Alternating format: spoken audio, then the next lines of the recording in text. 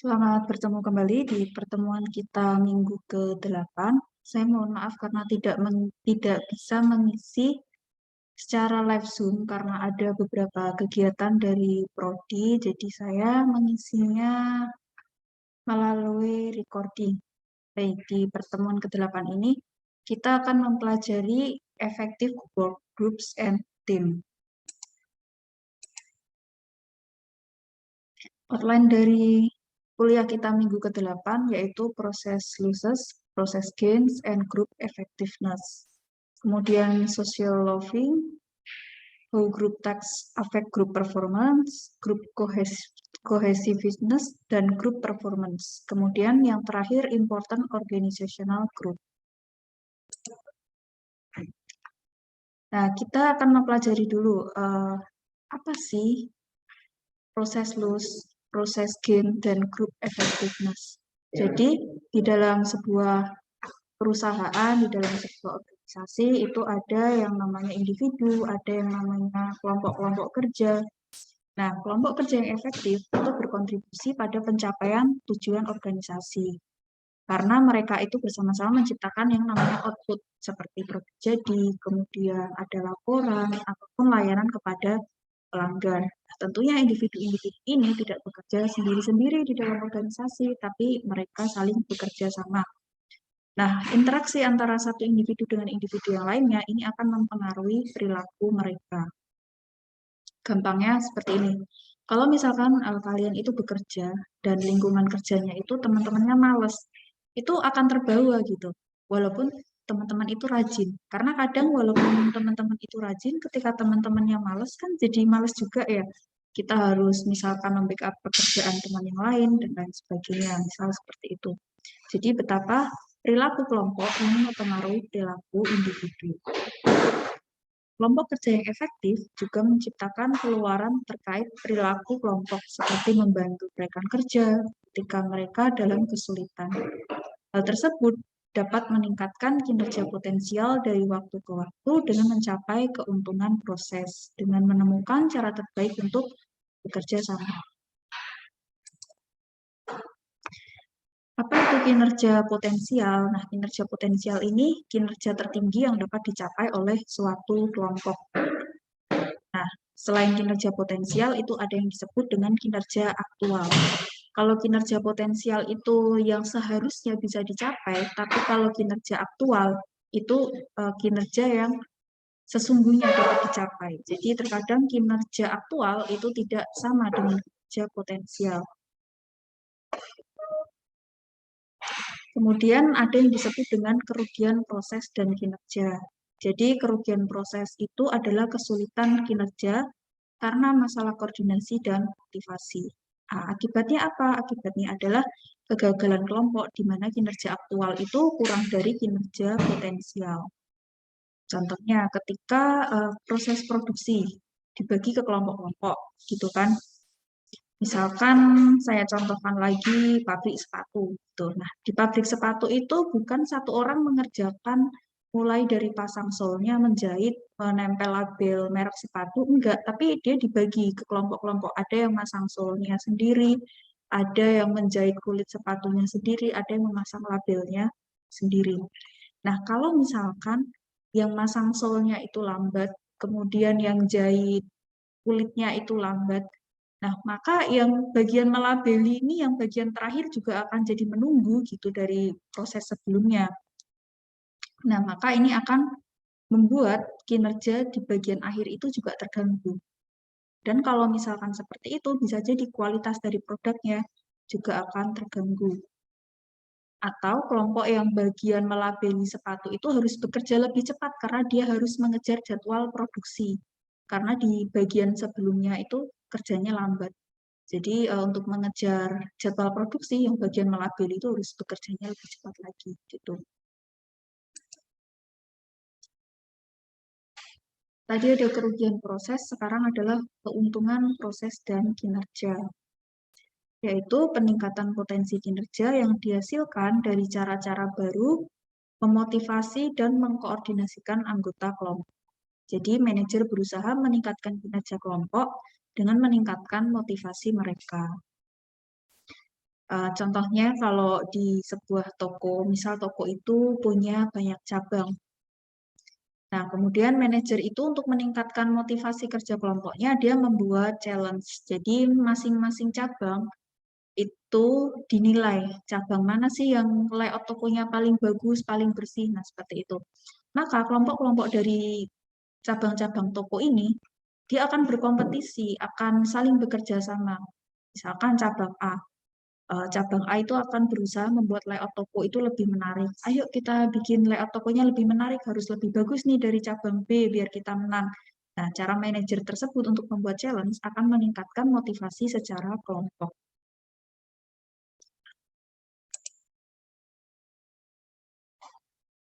Nah, ini adalah secara keseluruhan hubungan kinerja aktual dan potensial, kerugian proses, dan keuntungan proses.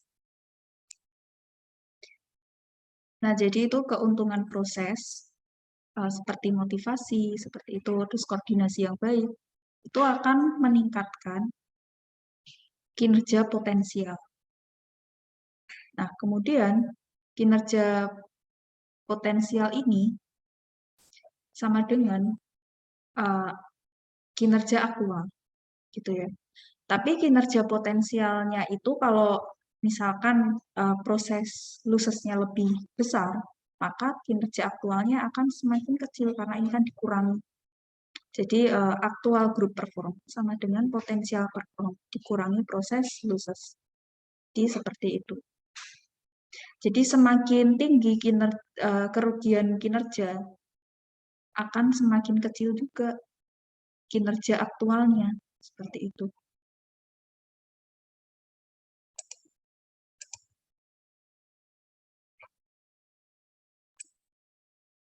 Selanjutnya, kita akan membahas tentang social proofing atau kemalasan sosial. Sebuah masalah di dalam motivasi grup dan kinerja. Jadi, di dalam sebuah kelompok, itu ada kecenderungan individu untuk mengerahkan lebih sedikit usaha ketika mereka bekerja dalam kelompok daripada mereka bekerja sendiri. Nah, ini nggak cuma di organisasi bisnis, gak cuma di perusahaan gitu ya. Nah, contoh kecilnya saja misalnya itu kerja kelompok. Pasti di situ ada aja yang leha-leha gitu ya, yang lainnya kerja. Karena dia menggantungkan teman yang lainnya. Nah, pada kelompok tertentu, kinerja individu sulit diamati. Kemalasan sosial dapat berdampak serius terhadap efektivitas kelompok. Kalau misalkan di dalam satu kelompok ada 10 orang, yang males satu, oke lah masih ada 9 lainnya yang masih bisa membackup pekerjaannya. Gimana kalau kemalasan sosialnya itu 9 orang dan yang rajin cuma satu? Nah, itu akan berdampak serius terhadap efektivitas kelompok. Nah, itu nanti akan kita pelajari juga. Mungkin nggak sih kalau misalkan ada satu kelompok 10 orang, yang satu males, lainnya ikut males, itu mungkin saja terjadi. Nah, ini kita akan pelajari selanjutnya. Apa saja alasan terjadinya kemalasan sosial? Yang pertama adalah motivasi. Usaha dan kinerja cenderung tinggi ketika penghargaan atau pujian diberikan kepada karyawan tergantung dari tingkat kinerja individu mereka. Jadi, orang itu lebih termotivasi biasanya kalau dia itu bekerjanya secara individu. Karena kalau dia dapat reward ya buat dia sendiri, dia dapat pujian buat dirinya sendiri. Nah, itu akan sangat berpengaruh pada orang dengan self-esteem yang sangat tinggi. Kemarin kita sudah belajar tentang self-esteem, yaitu harga diri gitu ya. Kalau orang yang lebih suka dipuji, lebih suka dihargai, dia lebih suka pujian itu untuk dirinya sendiri gitu. Dia lebih terlihat menonjol. Nah, kemudian kalau dia bekerja di dalam kelompok, bisa jadi motivasinya akan berkurang. Karena kalau dapat pujian, ya yang dapat pujian kelompok. Nah, gitu. Individu dalam kelompok beranggapan bahwa usaha mereka tidaklah penting, karena banyak sedikitnya usaha akan memperoleh nilai yang sama dalam kelompoknya. Ada kecenderungan orang kalau kerja dalam kelompok itu, ya udahlah aku nggak usah rajin-rajin banget, kan masih ada yang lainnya. Seperti itu. Lagian aku juga kerja keras, yang dapat nama juga bukan aku, ketua kelompoknya, misalkan seperti itu. Nah, kemudian kemalasan sosial adalah salah yang serius bagi kelompok dan tim, karena menghasilkan proses kerugian yang menurunkan kinerja kelompok. Kemalasan kelompok menimbulkan sucker effect atau efek hisap. Nah ini, yaitu ketika satu orang dalam kelompok atau kelompok lain bermalas-malasan, maka anggota kelompok lain akan ikut bermalas-malasan. Jadi ini mungkin saja terjadi yang namanya sucker effect. Kalau satu orang malas, yang lainnya akan menjadi malas. Nah, makanya nih teman-teman juga tuh penting gitu memilih lingkungan, memilih teman di kampus gitu ya, cari teman-teman yang sama-sama rajin, jangan yang males-males, karena ini tadi ada yang namanya sucker effect. Kalau kita berkumpulnya di kelompok yang males-males, maka kita bisa jadi akan ikut bermalas-malesan.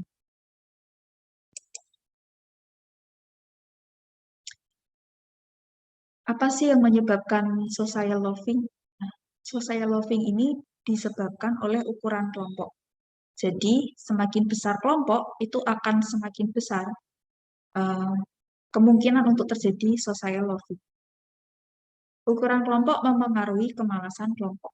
Semakin besar kelompok, semakin sulit atasan mengawasi individu dalam kelompok, sehingga kemalasan kelompok cenderung terjadi pada kelompok yang besar.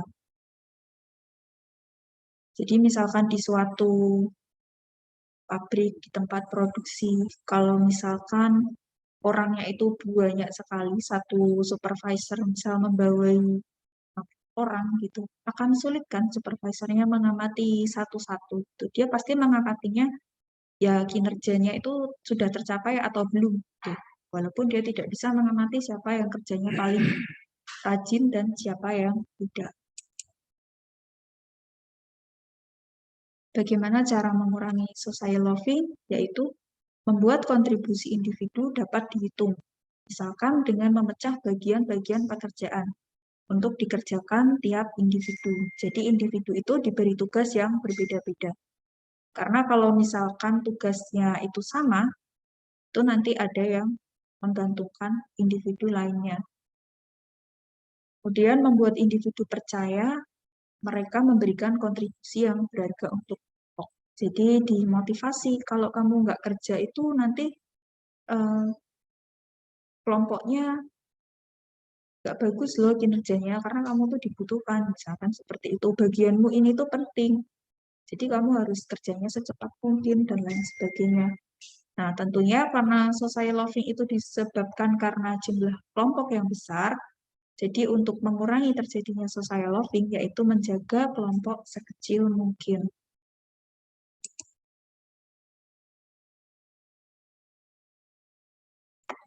Kemudian yang ketiga adalah task characteristic affect group performance. Dalam beberapa kelompok, kerugian proses terjadi karena sifat jenis tugas yang dilakukan anggotanya. Kerugian proses sangat mungkin terjadi ketika karakteristik tugas tertentu menyulitkan untuk mengidentifikasi kontribusi dari kinerja individu. Ada yang disebut dengan interdependensi tugas. Apa itu interdependensi tugas? Yaitu sejauh mana hasil kerja yang dibentuk oleh salah satu anggota kelompok mempengaruhi apa yang dilakukan anggota lain. Jadi kayak tadi yang saya contohkan, misalkan di pabrik sepatu, dari bagian memasang sol, menjahit kulitnya, dan memasang label. Gitu. Nah, itu pekerjaan dari tiap-tiap bagian itu mempengaruhi bagian lain. Nah, interdependensi tugas ini dibagi-bagi lagi.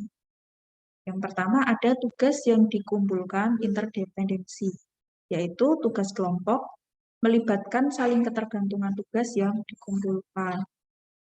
Setiap anggota kelompok membuat kontribusi yang terpisah dan independen untuk kinerja kelompok. Karena kontribusi setiap anggota adalah terpisah, dapat dengan mudah diidentifikasi dan dievaluasi. Resiko dari karakteristik tugas seperti ini adalah adanya duplikasi pekerjaan. Ini saya contohkan itu misalkan pelayan di sebuah toko. Nah, di situ kan ada yang bagian memasak, ada yang bagian waitress-nya. Nah, kalau memasak ya pekerjaannya memasak. Jadi dibeda-bedakan. Kalau waitress ya waitress. Seperti itu. Mereka punya tugas sendiri-sendiri. Tapi di kelompok bagian waitress ini bisa jadi dia itu menduplikasi pekerjaan. Contohnya adalah ketika dia menawarkan menu ke pelanggan. Waitress A misalnya. Nah, nanti waitress B nggak tahu nih kalau si A udah menawarkan menu. Nanti dia menawarkan menu lagi. Bisa jadi seperti itu. Nah, kemudian yang kedua adalah bentuk tugas sequel interdependensi, yaitu saling ketergantungan tugas yang dihasilkan ketika anggota kelompok harus melakukan perilaku tertentu dalam urutan yang telah ditentukan. Resiko dari karakteristik ini adalah sulitnya mengidentifikasi kinerja karena kesalahan anggota kelompok dari awal. Nah, kalau tadi tugas yang dikumpulkan interdependensi itu tidak ada urutan, itu ya, karena berbeda-beda. Koki ya kerjanya masak, waitress ya kerjanya melayani pelanggan, seperti itu. Tidak ada urutan. Nah, tapi kalau tugas sequel ini ada urutannya. Pekerjaannya sama-sama memproduksi, membuat sepatu gitu, tapi ada urutannya. Yang satu harus memasang sol dulu, yang satu harus menjahit kulitnya dulu, dan yang satu memasang label. Nah, resikonya adalah sulitnya identifikasi kerja karena kesalahan anggota kelompok dari awal. Gitu. Jadi misalkan nih, yang kinerjanya jelek itu adalah yang masang solnya itu nggak rapi. Tapi yang kena ya semua anggota gitu, semua bagian proses produksi. Atau misalkan kalau di pabrik garment gitu, bisa membuat celana jeans. Nah, kalau misalkan yang jahit itu jahitannya jelek atau enggak pas, nah yang kesulitan adalah misal bagian yang memasang kancing atau bagian yang memasang resleting. Akan menyulitkan pada kelompok selanjutnya. Yang ketiga adalah tugas resiprokal, yaitu saling ketergantungan tugas yang hasil ketika aktivitas semua anggota kelompok kerja sepenuhnya bergantung satu sama lain. Nah, jadi kalau tugas resiprokal ini mengerjakan satu pekerjaan dan dia harus bekerja sama. Jadi satu sama lain itu saling tergantung. Contohnya, anggota tim harus bekerja sangat erat bersama-sama, sering berkomunikasi, dan setiap anggota tim bergantung pada orang lain untuk melakukan tugas spesifik mereka dengan baik. Contohnya, kalau tim dokter di dalam ruang operasi. Memang di situ semuanya itu nggak dokter isinya, ada juga yang perawatnya, seperti itu. Nah, tapi mereka harus saling berkomunikasi pada saat itu, harus sama-sama bekerja sama, nggak ada yang namanya ya kerjanya baru itu. Misalkan dokternya membedah, nanti perawatnya menyiapkan kapasnya, menyiapkan pasanya, dan lain sebagainya. Jadi saling tergantung pada satu waktu, kalau yang resiprokal ini. Nah, kalau digambarkan, itu seperti ini.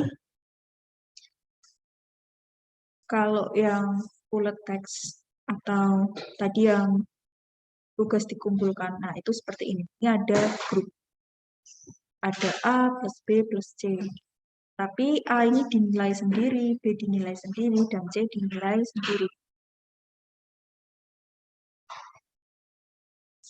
Contohnya tadi, pelayan di sebuah toko, pelayan di sebuah restoran gitu ya. Misal A ini adalah koki, B adalah waiters, C adalah kasir.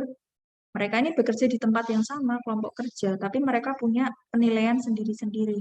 Kalau koki itu ya seberapa cepat dia menyajikan masakan, masakannya enak atau enggak. Kalau B ini misalkan waitersnya apakah dia pelayanannya cepat, apakah ramah atau tidak gitu. Nah, kalau C ini adalah misal kasir, apakah dia bekerjanya teliti, ada kesalahan dalam menghitung uang atau tidak, sebagainya.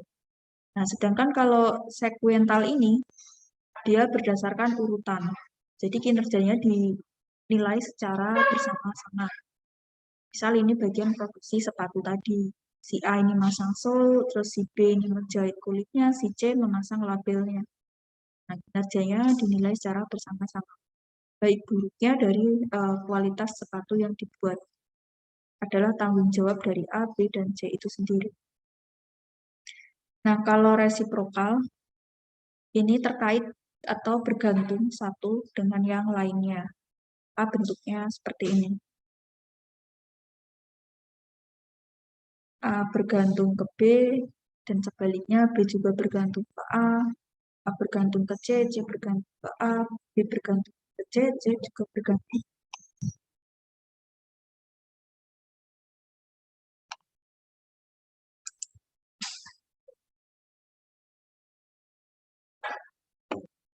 Kemudian kita akan membahas tentang grup cohesiveness dan performance. Jadi yang namanya kohesif itu tarik-tarik gitu ya. Daya tarik suatu kelompok terhadap anggotanya. Apa saja faktor-faktor yang berkontribusi pada kelompok-kelompok? Yang pertama adalah ukuran kelompok. Yang kedua, kesamaan atau perbedaan di dalam. Yang ketiga, kompetisi antar grup. Yang keempat, sukses. Nah, jadi ukuran kelompok ini misalkan kelompok itu besar gitu. Nah, sebuah komunitas, mungkin komunitasnya itu yang terkenal gitu, famous. Nah, kita akan tertarik tuh untuk join ke kelompok tersebut seperti itu. Misalkan ukuran kelompok yang besar dan itu terkenal. Misalkan fansnya BTS Korea gitu, boyband. Nah, terus kalau orang yang pecinta boyband juga akan tertarik tuh join ke kelompok tersebut gitu. Kemudian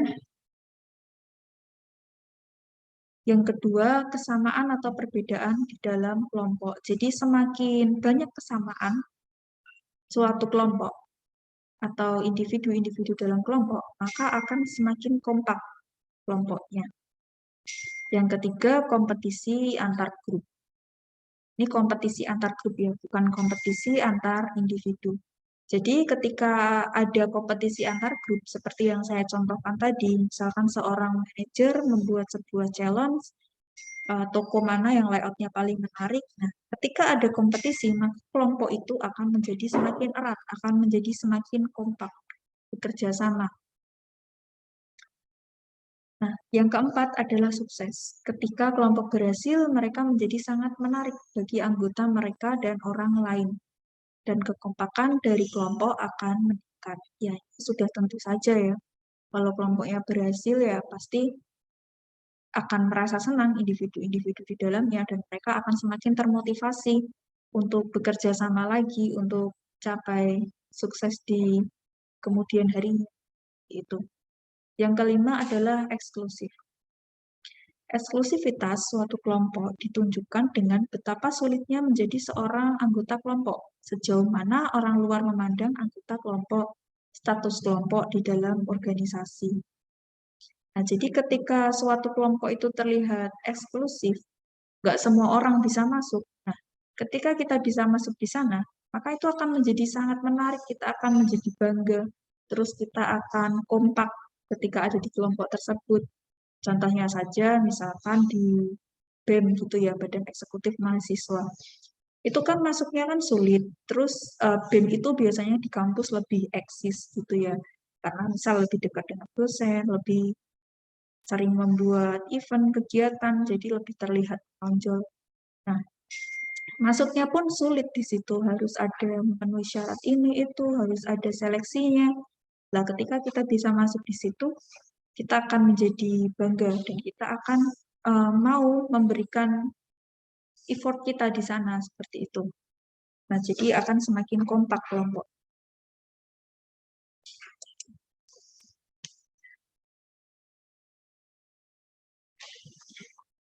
Ini ada beberapa konsekuensi kekompakan yang tinggi di dalam suatu kelompok. Konsekuensi dari kohesivitas yang tinggi yaitu tingkat partisipasi yang tinggi dan komunikasi di dalam grup. Jadi semakin kelompok itu memberikan daya tarik kepada individu, maka tingkat partisipasi individu itu akan semakin tinggi. Keuntungannya, anggota kelompok lebih mungkin untuk melakukan perilaku yang diperlukan. Contohnya tadi yaitu misalkan di BEM gitu ya. Ketika orang bisa masuk di BEM, dia merasa bangga terus kemudian dia loyal, nah dengan sendirinya dia itu mau memberikan usahanya gitu, usaha yang lebih untuk kelompok dan organisasi untuk mencapai tujuan mereka, informasi mengalir dengan cepat dalam kelompok dan turnover mungkin relatif rendah. Karena masuknya pun susah, maka dia akan berpikir kalau mau keluar gitu, saya kan masuknya di sini susah dan saya sekarang udah jadi anggota BEM gitu. Saya nggak mau keluar gitu. Misalkan contohnya seperti itu. Tapi ada juga potensi kerugiannya. Anggota kelompok mungkin membuang waktu bersosialisasi di tempat kerja dan mengobrol tentang hal-hal di luar pekerjaan. Nah, kalau ini adalah contoh di dalam organisasi, nah contohnya tadi kalau misalkan di dalam BEM, karena kita sudah saking kompaknya gitu, sudah senang join di BEM, nah terus kita jadi suka membuang waktunya itu untuk BEM gitu, kuliahnya jadi terbengkalai.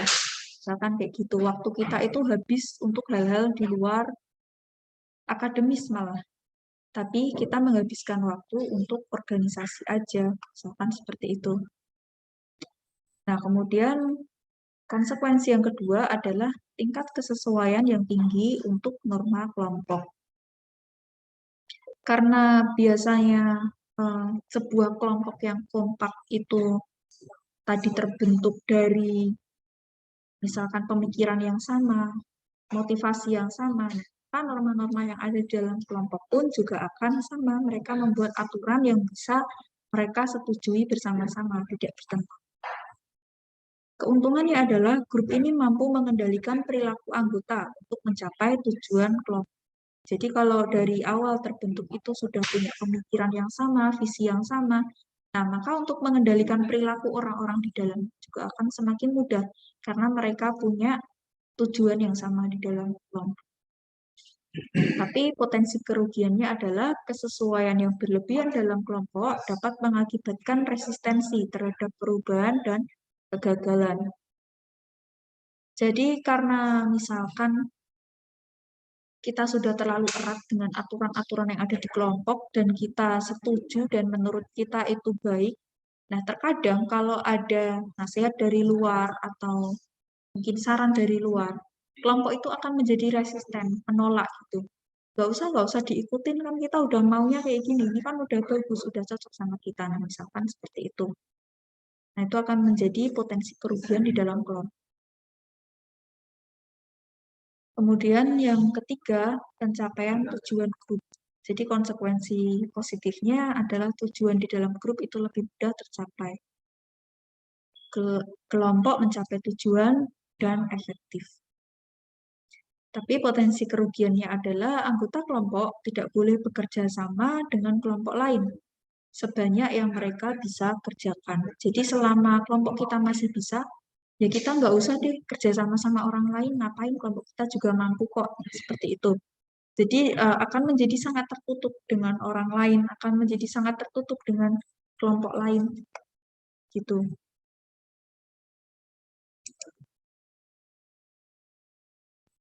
Nah, di dalam organisasi itu ada kelompok organisasi yang penting, yang mempengaruhi ini efektivitas dari sebuah kelompok, yaitu adalah tim manajemen puncak, yaitu tim manajer yang melapor kepada Chief Executive Officer atau CEO.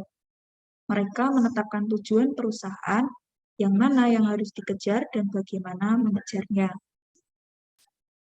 Nah, visi dan misi yang ditetapkan oleh manajemen puncak ini tentunya akan mempengaruhi individu maupun kelompok yang ada di dalam organisasi. Makanya mereka termasuk di dalam kelompok organisasi penting yang berpengaruh pada efektivitas kelompok. Pekerjaan yang kompleks, maka memerlukan interaksi yang intensif dari semua anggota tim. Nah, jadi kalau di tim manajemen puncak ini, bentuk dari kerjasamanya adalah resiprokal. Karena mereka harus saling bekerja sama dalam satu waktu bersama-sama. Tim manajemen puncak saling ketergantungan tugas timbal balik. ukuran tim harus dijaga relatif lebih kecil. Jadi manajemen puncak itu orangnya nggak usah banyak-banyak gitu ya. Ukurannya itu kecil, yaitu komisaris dan direksi. Perlu meyakinkan individu bahwa masukan individu penting bagi keberhasilan kelompok. Perlu adanya keterbukaan dan kejujuran antar anggota. Kemudian kelompok organisasi yang penting lainnya adalah tim research and development. Karena mereka itu pekerjaannya adalah melakukan research dan pengembangan produk baru apa yang akan diproduksi seperti itu. Yang kedua adalah virtual team. Virtual team adalah sebuah tim di mana jumlah komunikasi dan interaksi terjadi secara elektronik daripada tatap muka. Organisasi menggunakan virtual team untuk membantu orang-orang di berbagai tempat atau zona waktu yang berbeda. Nah, misalkan nih kayak Accenture gitu, perusahaan Accenture. Nah, Accenture itu punya banyak, kan itu perusahaan komunikasi gitu ya, dia punya banyak kelompok-kelompok call center. Nah, itu tidak hanya di satu negara, tapi dia ada di India juga ada, di Indonesia juga ada gitu. Nah, itu termasuknya adalah virtual team contohnya. Seperti itu, jadi mereka pekerjaannya tuh tidak langsung bertatap muka, ada di satu kantor terpusat gitu, tapi mereka ada banyak. Dan kemudian yang dilayani pun juga belum tentu dari negara yang sama, seperti itu. Saya juga punya saudara gitu ya, kerjanya di call center Traveloka. Nah, walaupun dia itu di Indonesia, tapi kadang dia juga dapat pertanyaan dari customer-customer dari Filipina, dari Malaysia, seperti itu. Nah, itu termasuknya adalah virtual team. Virtual team. Baik, itu materi yang dapat saya sampaikan tentang efektivitas kerja dari kelompok. Nanti di pertemuan berikutnya tetap akan saya ulas lagi, dan kalau misalkan ada yang kurang jelas, teman-teman boleh tanyakan. Itu ya. Kemudian minggu depan kita akan membahas materi yang berbeda juga. Baik, itu saja saya akhiri untuk kuliah pertemuan ke-8. Terima kasih, selamat melanjutkan aktivitas semua.